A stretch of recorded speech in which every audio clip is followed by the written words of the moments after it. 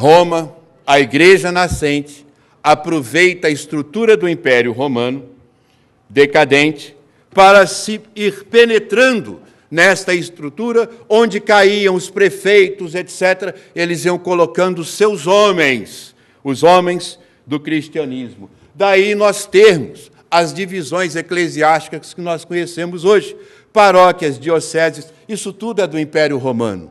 Eu tentei trazer, mas eu não consegui fazer uma cópia legal, mas na internet tem. Digitem título eleitoral do Brasil Império Segundo Reinado. E você vai aparecer lá um título eleitoral do Brasil no Segundo Reinado, governo Dom Pedro II, século XIX. Está lá, fulano de tal, paróquia, tal, diocese, tal, o lugar onde ele nasceu e o lugar onde ele votava. E olha que coisa fantástica, Brasil, 1850, 60, 70. E quem controlava a eleição? Quem dirige a paróquia? O padre. E nós ficamos perdendo tempo e falando em coronéis. Sou coronel fulano, sou coronel padre.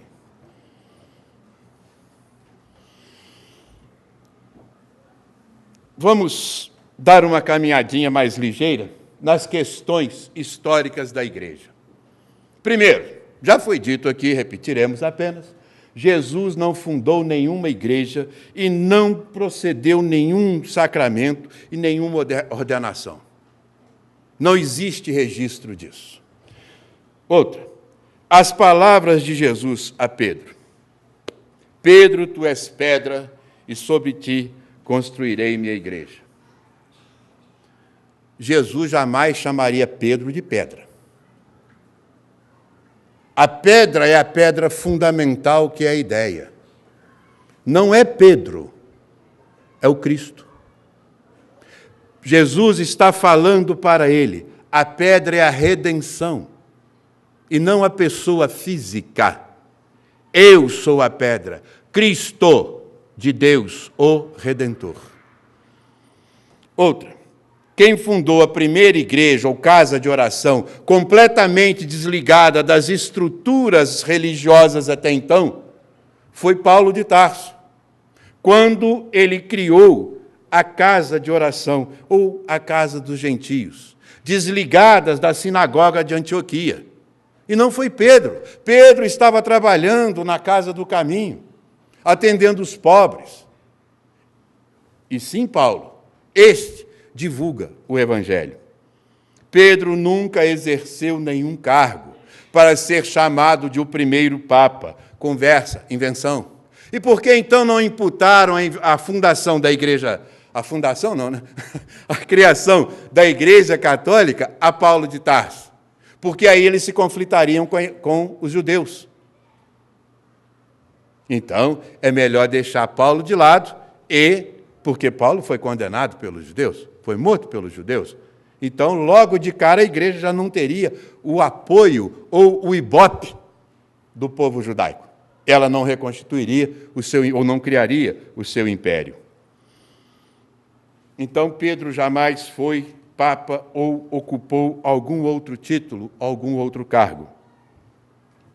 As revelações de Cristo foram transformadas em uma seita religiosa. Isto é um crime contra a humanidade. O que Jesus nos ensinou, trouxe para nós como libertação, para nos dar condições de uma caminhada espiritual serena neste corpo físico, neste planeta, e rumarmos ao progresso espiritual, foi maldosa e propositadamente destruída pela Igreja Católica, escravizando o povo na ignorância. Primeiro, só para relembrar, buscaram Ísis, Osíris e Horus e inventaram Pai, Filho e Espírito Santo. Maria foi transformada em mãe de Deus.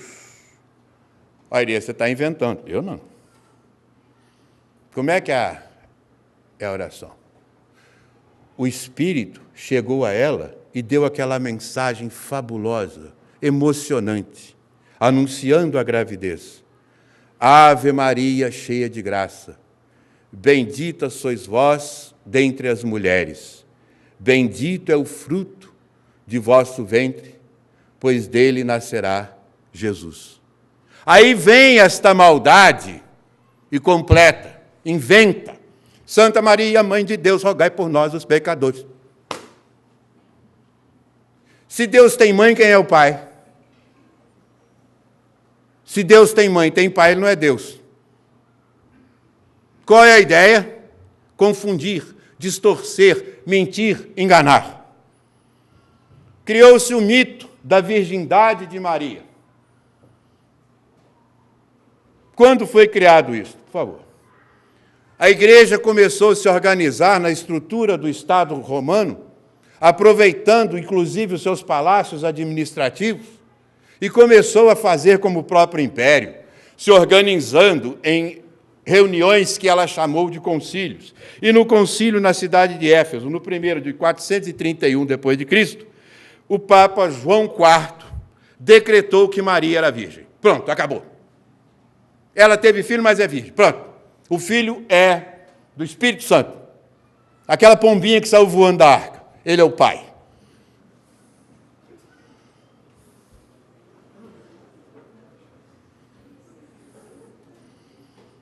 João Batista, aquela alma, aquele espírito fantástico, ficava às margens do Jordão, batizando as pessoas, os homens, os adultos.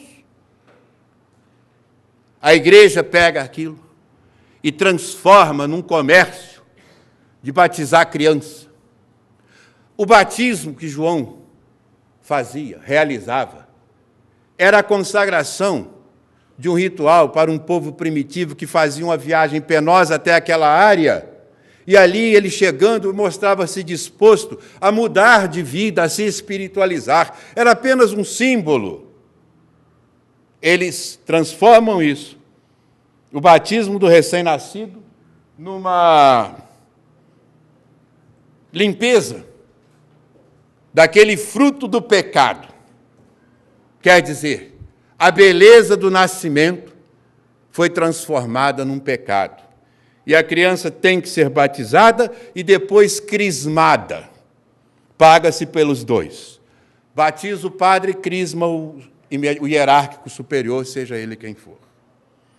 E a lei da procriação, que é uma lei de Deus, passou a ser pecado original. A missa, com aquela liturgia toda, foi extraída do ritual da antiga maçonaria, a maçonaria do Egito, não a maçonaria francesa que nós conhecemos hoje, com tudo aquilo ali, e por aí nós vamos. As procissões são símbolos romanos. Quando se ganhava uma guerra, adornava-se um andor e saía com a imagem do oficial vitorioso pelas ruas. E a extrema unção, aquela coisa deplorável, moribundo, chama o padre para rezar o defunto. Aí está lá o candidato a defunto e passa óleo santo nele. Isso vem do Egito antigo. É o processo que antecedeu a mumificação. O latim, língua de Deus. Um povo analfabeto, como era o povo de então e como é até hoje. Rezava-se uma missa em latim. Ninguém entendia nada, mas rezava-se pelo ritmo. Nananina, amém. Pronto, vamos embora.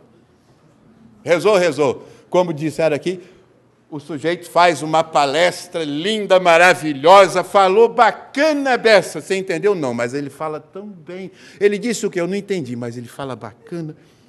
É isto. É herança da igreja. Muitas vezes a gente pergunta, por que os padres usam aquela coroa assim, né? Que é cabelo horroroso, um mau gosto tremendo, feio, esquisito, parece um escalpo. Herança dos egípcios. Herança dos egípcios. O Deus Sol na cabeça.